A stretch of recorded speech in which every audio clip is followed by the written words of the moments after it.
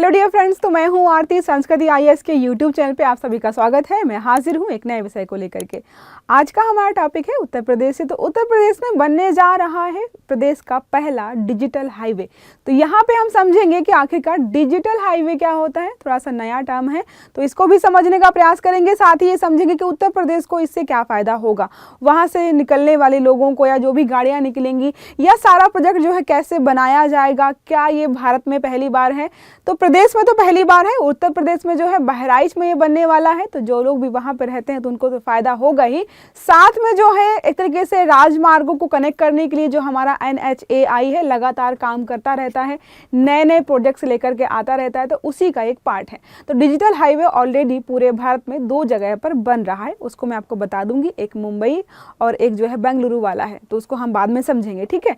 तो यहाँ पे जो है हाईवे ऑलरेडी बन रहा है। तो इस हाईवे के बारे में पढ़ेंगे कि ये कैसे काम करेगा, डिजिटल का मतलब क्या होता है, उससे हमें क्या फ़ायदा होगा और ये कब से शुरू होने वाला है। तो बनने वाला है तो 2025 में जो है ये प्रोजेक्ट बनना शुरू हो जाएगा। तो इसको हम अच्छे से देखेंगे। देखिए लिखा है बाराबंकी से बहराइच तक करिए डिजिटल हाईवे का सफ़र। तो डिजिटल हाईवे बन जाएगा उत्तर प्रदेश में। तो जो लोग भी वहाँ पर रहते हैं, जिस इलाके की बात की, तो उनके लिए एक तरीके से खुशखबरी भी है, ठीक है। तो स्टार्ट करें क्लास। उसके पहले आपको बता दूं कि जो लोग भी यूपीएससी की तैयारी कर रहे हैं तो हमारी संस्कृति आईएएस की ऑफलाइन क्लासेस मुखर्जी नगर में फिर से स्टार्ट हो रही हैं। तो आप फिर से ज्वाइन कर सकते हैं हमारी टीम को। बेस्ट फैकल्टीज़ आपको पढ़ाने वाली हैं। यहाँ पर फाउंडेशन कोर्सेज हैं, CSET है और भी बहुत सारे यहाँ पे आपको कोर्स मिल जाएंगे। साथ में क्या है, यहाँ पर देखिए 75% अप टू 75% का ऑफ मिलेगा आपको न्यू ईयर से। और सारी सुरक्षा मानकों का यहाँ पे ध्यान दिया गया है ताकि आपको जो है सुरक्षित रूप से क्लासेस में जो है चीज़ें प्रोवाइड की जा सके। तो जो लोग भी तैयारी करने आना चाहते हैं तो हमारे कोर्सेज ज्वाइन कर सकते हैं। अभी तो ऑफ भी चल रहा है बहुत सारा। GS का कोर्स जो है, इतनी सारी फैकल्टीज़ आपको सब सारे सब्जेक्ट कवर कराएंगी। मात्र 55,000 में ऑफलाइन कोर्स है।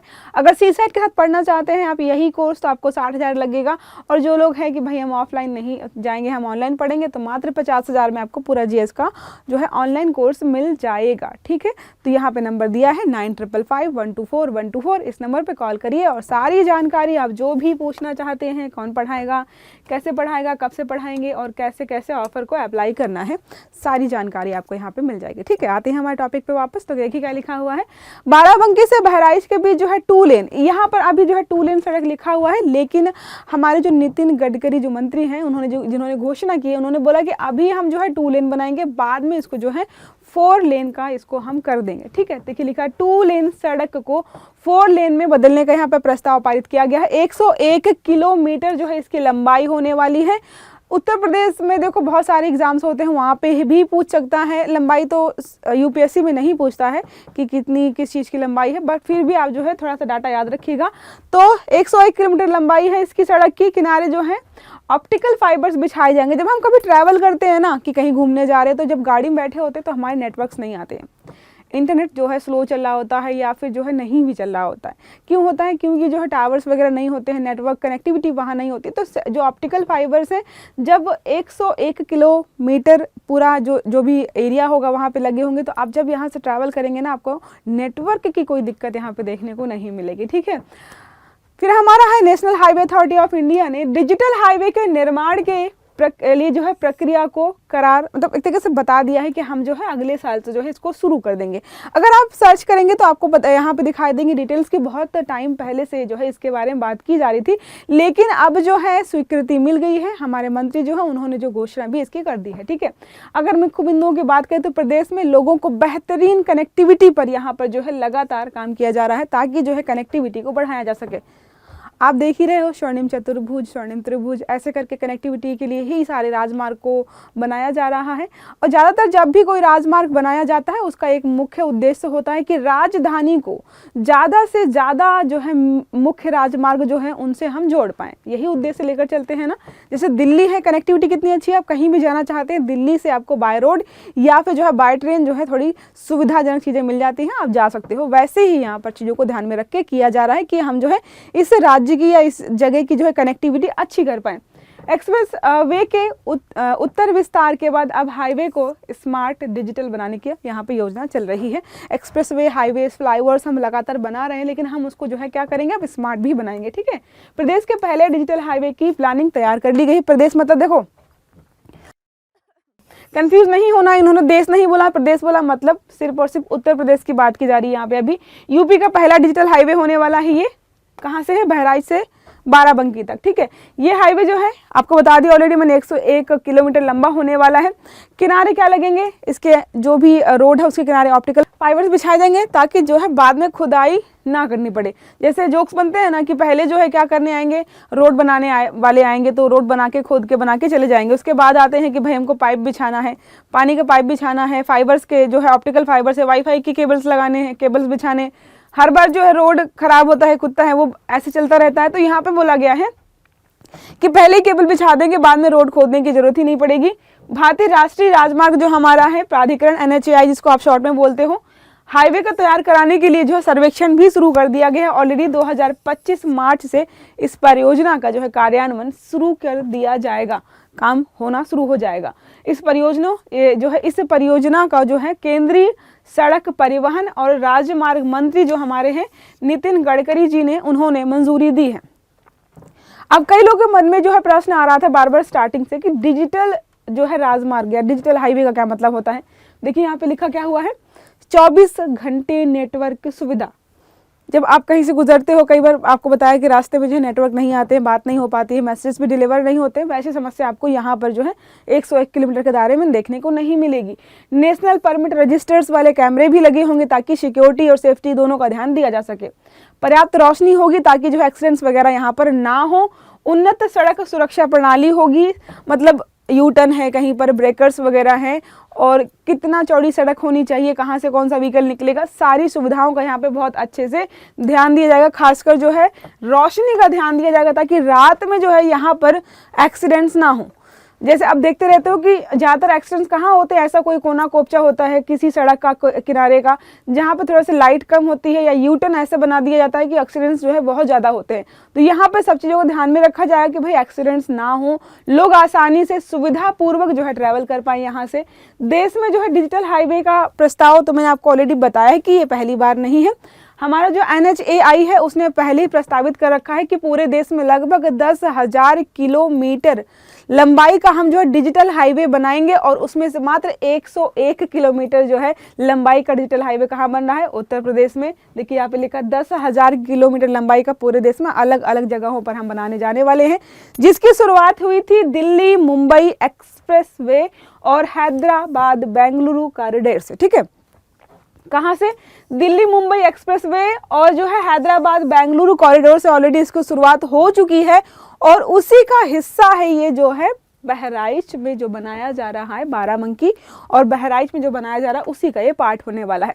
योजना के अनुसार आपको ऑलरेडी बताया है मैंने, NH 927 कॉरिडोर नाम रखा गया है, लंबाई ऑलरेडी आपको बता दी है मैंने। अब जो 101 किलोमीटर है कहाँ कहाँ पे पड़ेगा, बाराबंकी आपको पता है कहाँ पर है, उत्तर प्रदेश से बिलोंग करते हैं तो बाराबंकी आपको पता ही होगा किसके पास पड़ेगा, लखनऊ। तो लखनऊ हो गया। श्रावस्ती एयरपोर्ट नेशनल हाईवे 27 और भारत नेपाल सीमा से जुड़ेगा। मैंने आपको बोला है कि जितने भी हाईवेज होते हैं उनका एक मुख्य उद्देश्य होता है कि ज़्यादा से ज़्यादा जो है राजधानी को वो मुख्य बिंदुओं से, मुख्य जगहों से जोड़ पाए। देखो यहाँ पे क्या है, जो हाईवे है लखनऊ को कहाँ, लखनऊ भी जुड़ेगा इससे, श्रावस्ती एयरपोर्ट भी जुड़ेगा। अब जो जरूरी चीज़ें हैं उन्हीं को तो हम जोड़ेंगे ना, यहाँ पे किसी गांव को हाईवे से जोड़ने का उद्देश्य बिल्कुल भी नहीं रहता है, मतलब ठीक है। ये जरूर होता है किसी गांव के बगल से जो है हाईवे निकल गया बाई चांस, वरना जो है गांव ज़्यादातर हाईवे से या मुख्य रोड से जो है बहुत दूर बसे होते हैं। नेशनल हाईवे 27 है, ये जरूर याद रखिएगा, ठीक है। कई बार प्रश्न यहाँ से पूछ सकता है कि जो है जो ये बनाया जा रहा है प्रदेश में पहला डिजिटल हाईवे, वो कौन सा है, NH 7 या NH 12 जो भी है, मतलब नेशनल हाईवे के पास से गुजरता है, जोड़ेगा, तो याद रखिएगा। और भारत नेपाल सीमा से भी ये जुड़ेगा, तो बहुत मुख्य इंपॉर्टेंट बिंदु यहाँ पर है। इससे इन इलाकों की कनेक्टिविटी को यहाँ पर जो है बढ़ाया जाएगा और रफ्तार भी मिलेगी, ठीक है। तो इसीलिए जो है इसको बनाया जा रहा है। ओके, अब हम आते हैं यहाँ पर भारतीय राष्ट्रीय राजमार्ग प्राधिकरण के बारे में, NHAI के बारे में कि भाई इसकी स्थापना कब हुई थी, क्यों की गई थी। तो इसकी स्थापना 1988 में की गई थी। हाँ, राष्ट्रीय राजमार्ग प्राधिकरण अधिकरण जो है 1988 के द्वारा इसको जो है फरवरी 1995 में पूर्णकालिक रूप से इसको जो है यहाँ पर सदस्य वगैरह और अध्यक्ष वगैरह के द्वारा इसको शुरू कर दिया गया था।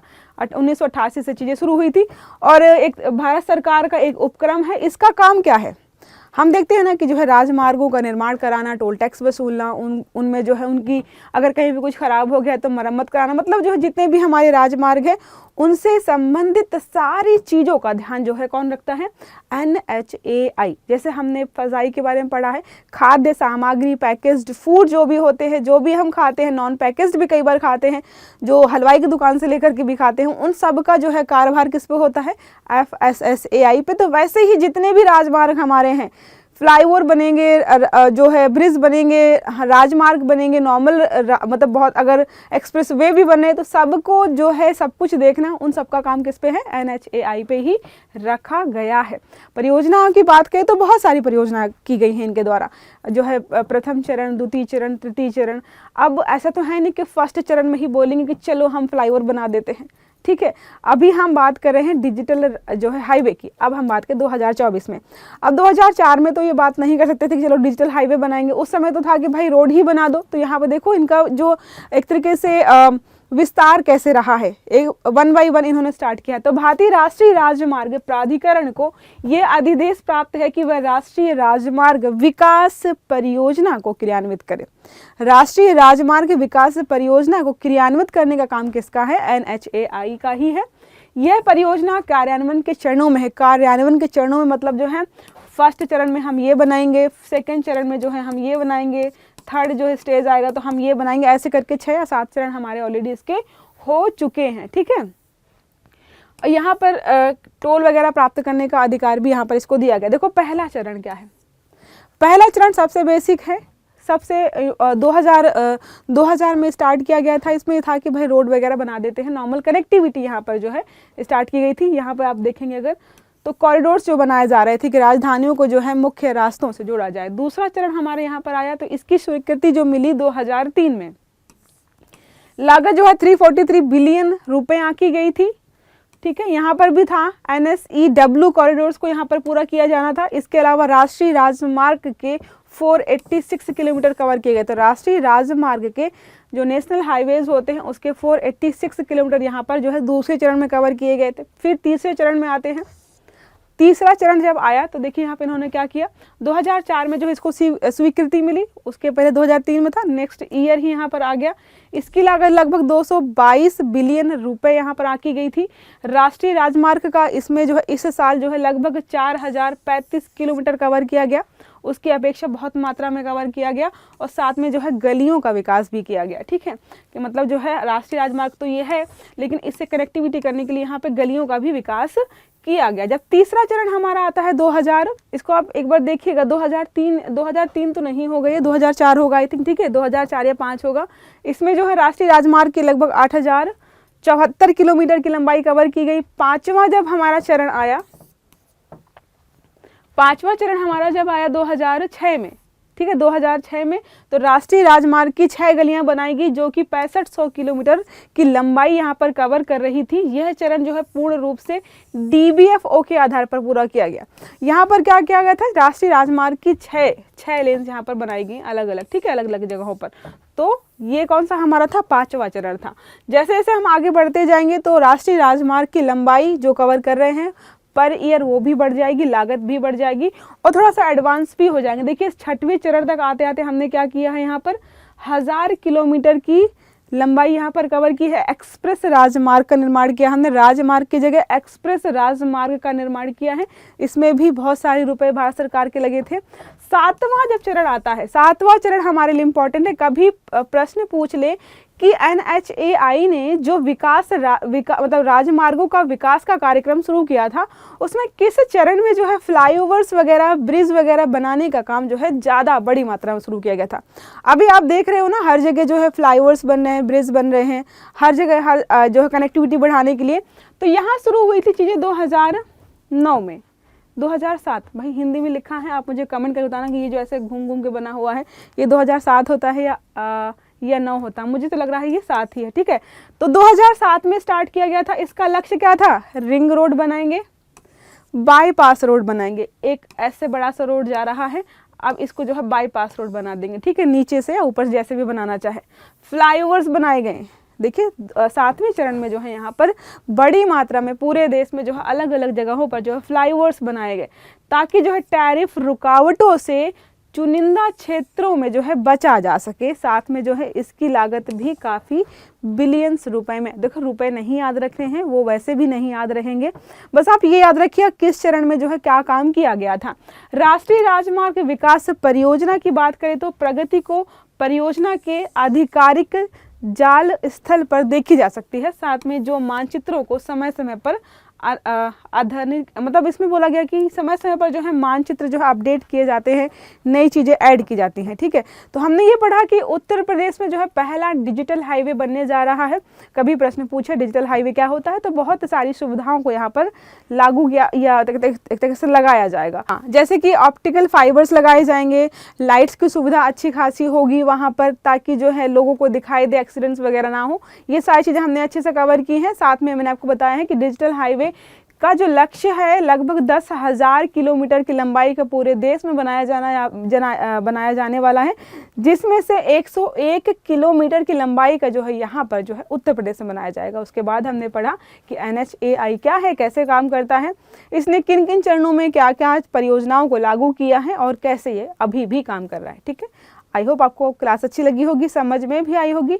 अगर क्लास अच्छी लगी है तो लाइक करिएगा, चैनल को सब्सक्राइब करिएगा, बेल आइकन जरूर दबाएगा, ताकि जितने भी वीडियोस हैं वो आपको टाइम से मिलते रहें। अच्छे से पढ़िएगा। Have a good day, thank you.